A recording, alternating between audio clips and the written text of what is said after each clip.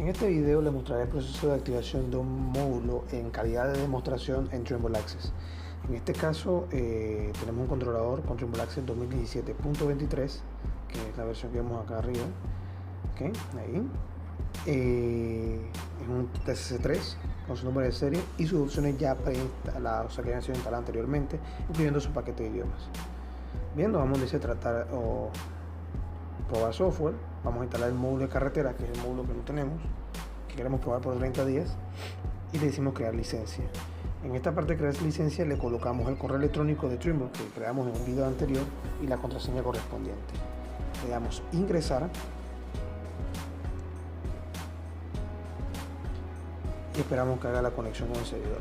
Él habilita esto y nos dice que ya va a iniciar el proceso de registro de la licencia en el servidor de Trimble. En este caso eso es lo que está pasando. Entonces ahora él vuelve y confirma con Trimble, con el servidor, en este caso el Trimble Installation Manager confirma con el servidor de Trimble si el módulo de carretera fue activado y por cuánto tiempo, en este caso por 30 días.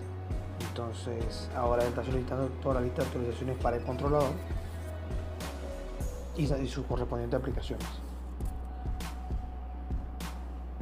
Ya con esto listo, vemos que aparece roads o carreteras listo para ser instalado. Le decimos instalar y el software únicamente va a instalar ese módulo. La fecha de los 30 días comienza a correr a partir del día que se instala hasta el día que ya finaliza los 30 días, a ver la redundancia, ¿no? Ya con eso listo, vamos a verificar en el controlador que esté instalado el software, en este caso el módulo de carreteras, y no se haya afectado el Trimble Access.